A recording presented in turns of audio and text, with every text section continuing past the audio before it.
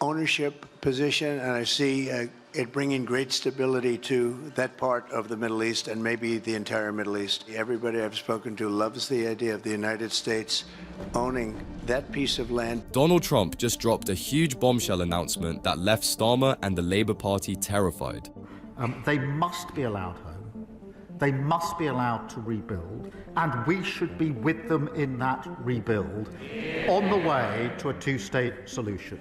After being threatened by Trump, Starmer couldn't do anything but stutter in fear and deflecting. The British people do not want our aid being stolen by Hamas. So will the Prime Minister agree with me that we should stop funding Hamas, follow the example of other nations, and divert our aid to other, more trustworthy agencies? Prime Minister. The entire parliament erupted in anger as Starmer struggled to give clear answers. The assembled press were anticipating some big development, given this is a critical moment in the Gaza peace process. But even by his norm-busting standards, what Donald Trump said next left the room and the world agog. The U.S. will take over the Gaza Strip, and we will do a job with it, too. We'll own it and be responsible for dismantling all of the dangerous unexploded bombs and other weapons on the site, level the site and get rid of the destroyed buildings, level it out, create an economic development that will supply unlimited numbers of jobs and housing for the people of the area. Donald Trump left Starmer and his cronies speechless in a move that nobody expected to happen. You are talking tonight about the United States taking over a sovereign territory. What authority would allow you to do that? Are you talking about a permanent occupation there? I do see a long-term ownership position, and I see it bringing great stability to that part of the Middle East and maybe the entire Middle East. Everybody I've spoken to loves the idea of the United States owning that piece of land, developing and creating thousands of jobs with something that will be magnificent. While Starmer struggles to find a proper response, Trump has already a proper plan in mind. Mr. Speaker, turning to foreign policy now, last night many of us were alarmed to hear President Trump speak about forcibly displacing 1.8 million people from Gaza. The Prime Minister has spoken to the President on several occasions now. Does he personally believe that Trump recognises the dangers of statements like this to the fragile ceasefire in Gaza, and indeed to the security of both Palestinians and Israelis? The entire parliament was grilling Starmer for getting sidelined by Trump's plans. It's confirmed that the government's position is still a two-state solution. I think that has support on all sides of the House. But will he reassure the House that this position and our concerns on these dangerous statements from the President will be communicated to the White House directly and firmly? People demanded Starmer to show some backbone and take a stand, but the cowardly Starmer decided to run away. The most important issue on the ceasefire is obviously it's sustained. We see it through the phases, and that means that the remaining hostages come out and the aid that's desperately needed gets into Gaza at speed. Stuttering Starmer deflected yet again and avoided giving a direct response to Trump's threats. From the last few weeks, two images fixed in my mind. The first is the image of Emily Damari reunited with her mother, which I found extremely moving. The second was the image of thousands of Palestinians literally walking through the rubble to try to find their homes and their communities in Gaza. They must be allowed home. They must be allowed to rebuild, and we should be with them in that rebuild on the way to a two-state solution. While the entire parliament agreed with Starmer's stance, Trump didn't, and the threats are mounting up. Speaker, how can anyone believe that this man is defending UK interests when he bends the knee to anyone who asks him? His answer was so weak and so waffly, it is no wonder he needs a voice coach. But he didn't answer the question I asked him, why the Energy Secretary was not defending our country. Kemi Badenoch joined in on the assault, shredding Starmer's weakness while leaving him seething. I am speaking on behalf of the people of this country. When Labour negotiates, our country loses. When Labour negotiates, our country loses. He's talking about bringing growth and investment. last week, he lost a £450 million investment from AstraZeneca that we negotiated, Mr. Speaker, and which would have delivered growth immediately. Labour is so cowardly and weak that they're treated as global clowns by everyone, including Trump. The problem here isn't Starmer's position on the Gaza matter, it's his lack of a backbone. On many levels, everyone agrees with Starmer that there should be a two-state solution and that Trump is escalating things. But the difference here is, while Trump is resolute in his decisions and takes action, Starmer stumbles around being treated like an absolute joke. Even Richard Tice slammed Starmer's inaction as the entire parliament united against him. Emily Damari was held in captivity by Hamas in UNRWA facilities, confirming many of our fears that UNRWA is riddled with Hamas sympathisers. So, the British people do not want our aid being stolen by Hamas. So will the Prime Minister agree with me that we should stop funding Hamas, follow the example of other nations, and divert our aid to other, more trustworthy agencies? Prime Minister. There's all sorts of allegations flying around, and now that Trump is threatening Starmer and globally humiliating him, all British patriots are furious that Starmer is letting this happen without taking any action at all. Trump is steamrolling Starmer's cronies, and the entire world is laughing at us. Starmer had the golden opportunity to maintain a good relationship with America, but now it seems a little too late, and that could spell disaster for all of us. I spoke just the other day to Emily herself about the conditions in which she was held, and of course will continue to do so. But to be absolutely clear, and he knows this, we're not funding Hamas. Never will we condemn Hamas, and everybody in this House should condemn Hamas. Senator Russell. Starmer was absolutely furious as the members of parliament ripped him to shreds. The only problem is that his anger is misplaced. Instead of throwing a tantrum and seething over the people who are rightfully questioning him, he should take a stand as the leader of Britain and make definitive policies. If the world suspects that British funding is going to Hamas, then Starmer should have proved them wrong by now. When will this tone-deaf and idiotic Prime Minister realise that words without action are worthless? Meanwhile, the situation back home is worsening by the day, as recent demographics reveal shocking things. The Labour Party is bringing Islamic blasphemy laws to Britain. That's the allegation. Pakistani rape gangs, radical Muslims committing terror attacks, calls for jihad on the streets of Britain, open borders to pour in to our nation, change the demographics forever when it comes to people from Islamic countries. The mood of the nation is clear. We don't like it. Starmer's soft stance on Islamic extremism and his absolute failure in tackling the immigration issue might be why Trump isn't taking him seriously anymore. It's only natural, since even the British public doesn't trust Sir Softy at this point. Britain is getting more dangerous by the day, and all Starmer has done is make empty promises and give grand speeches. The Brits are furious with him, and rightfully so, because the truth is far worse than any of us could have ever imagined. Starmer isn't going to stop at just blasphemy laws. Angela Rayner, who went grovelling to an Islamic centre in her constituency. Now, I know that people are angry about what's happening in the Middle East, and I said live on TV, and I say to this day, if me resigning as an MP now would bring a ceasefire, I would do it. I would do it. Only last week, the Labour Party were supporting the ICC. The Conservatives didn't support the ICC.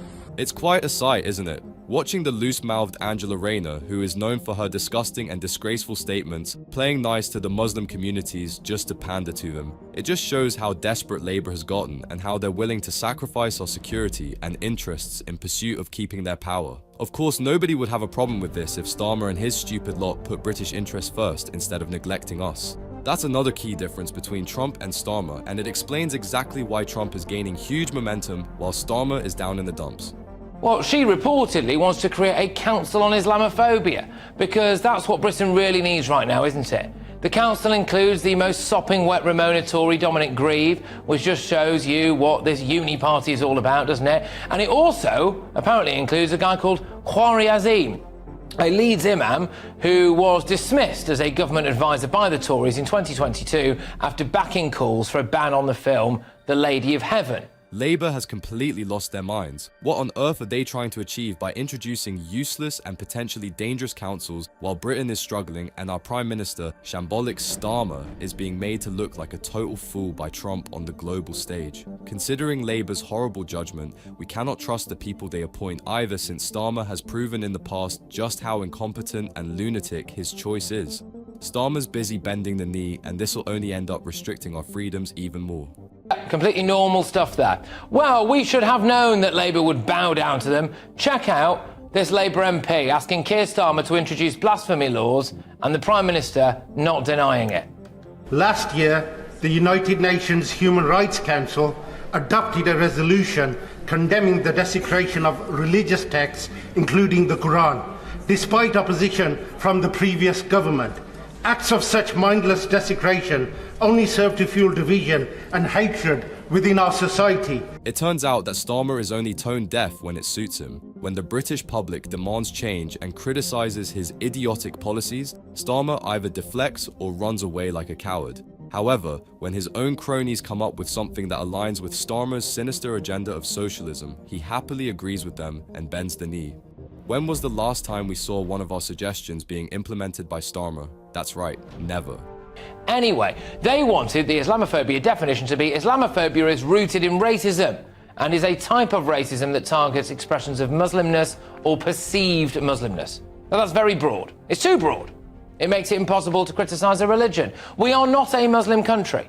Many people in Britain have fled Muslim countries because some of them are seen as backward and medieval. So why would we want that here?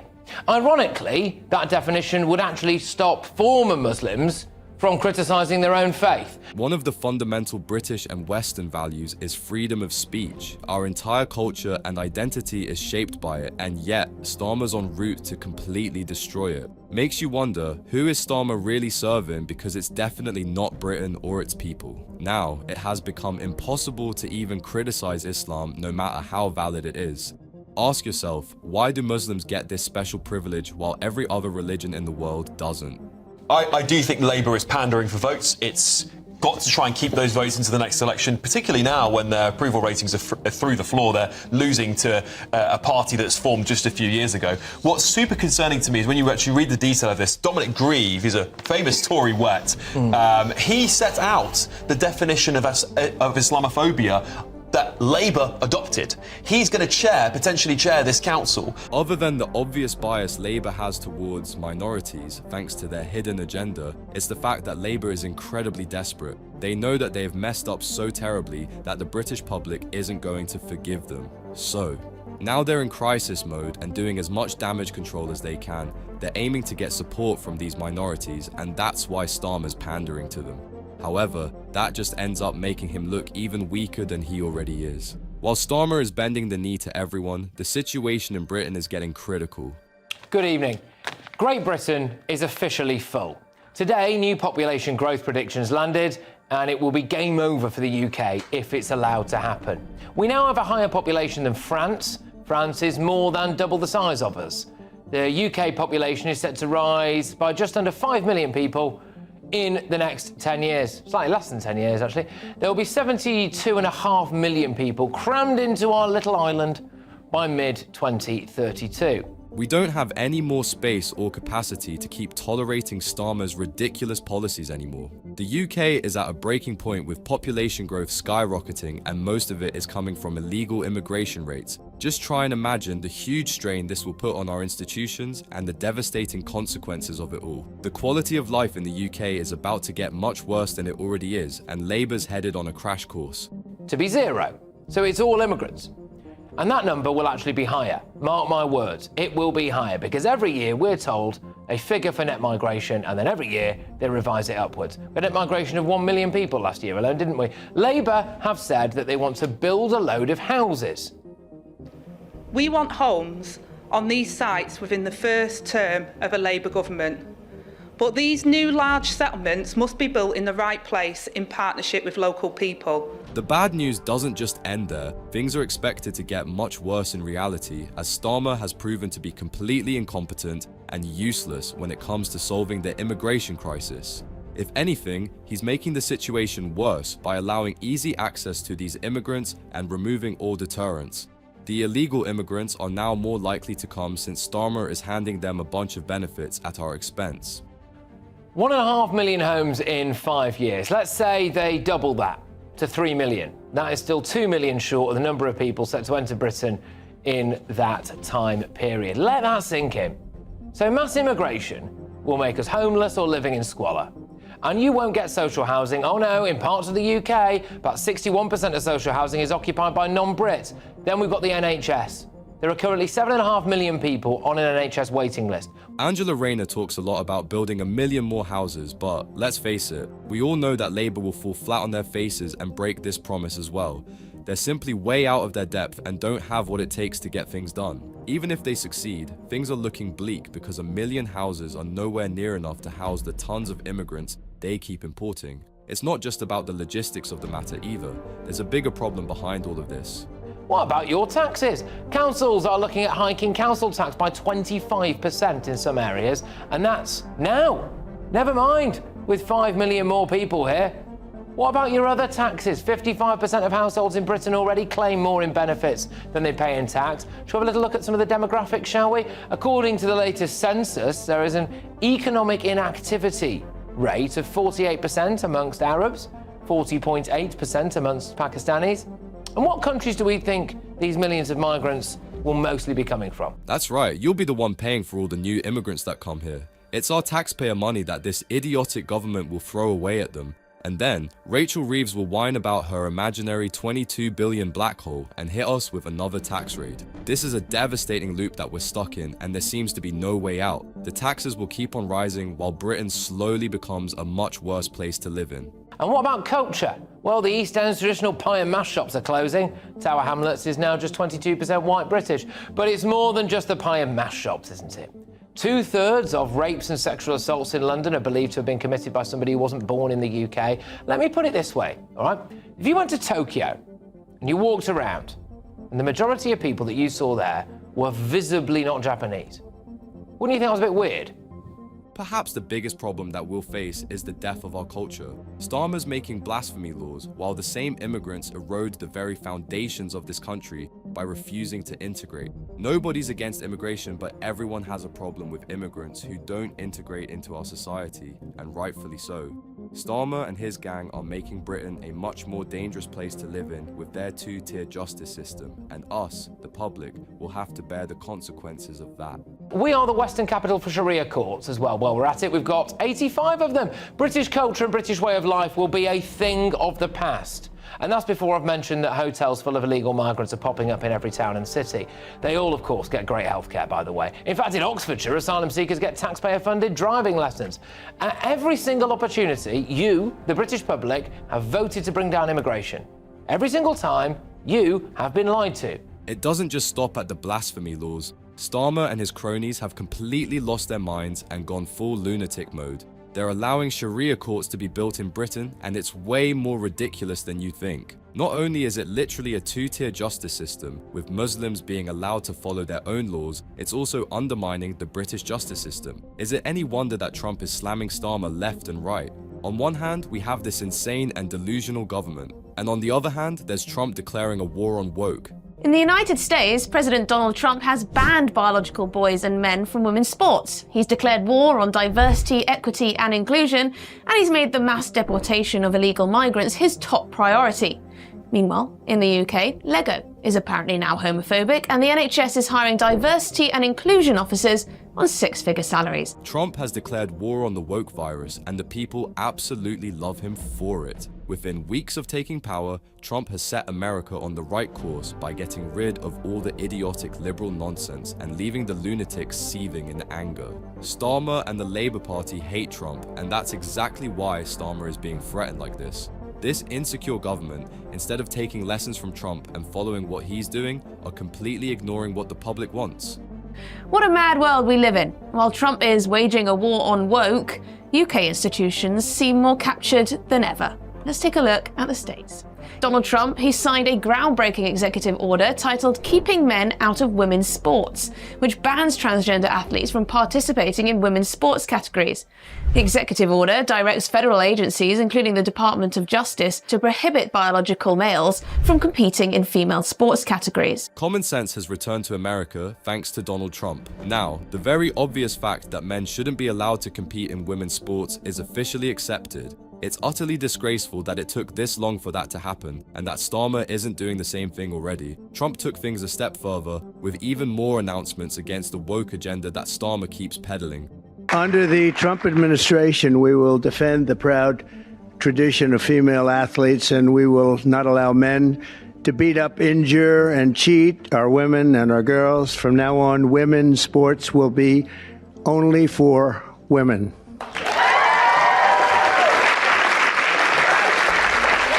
Female athletes have been forced onto the front lines, and men claiming to be girls have stolen more than 3,500 victories. That's a lot. Trump is everything that Starmer wishes to be. He's a visionary leader who stands for what he believes in. Meanwhile, Starmer is a complete wuss who bends to knee to anyone and everyone to win support. This man doesn't have any spine whatsoever, and it shows. Of course, nobody respects such a weak leader, and that is why Trump is now threatening Starmer with one shocking move after another. America's back on track to greatness, but Britain's doing horribly, and it's painfully obvious why. So here we come to the United Kingdom, where the Science Museum, one of Britain's most beloved institutions, has actually now suggested that Lego, the beloved children's toy, can be seen as homophobic and anti-LGBT. You got that right, Lego is now homophobic. Now, this claim is not only ridiculous, but I think it demonstrates just how far some of our institutions will go to inject identity politics into every single aspect of our lives, even children's playthings. The woke virus has completely infiltrated and hijacked our institutions. In what idiotic and delusional world are Legos homophobic now? The very idea is laughable at best and deranged to say the least. Ask yourself, is this really what we should be prioritizing while our nation is crumbling? The economy is getting dangerously close to a recession, our culture is being erased, and the immigration crisis is getting way out of control. At the end of the day, Starmer doesn't have what it takes, and no matter how angry he gets, it's not enough if he isn't man enough to take proper action. Starmer and the Labour Party are crumbling under pressure, and you can help in holding them accountable by liking this video and subscribing to the channel.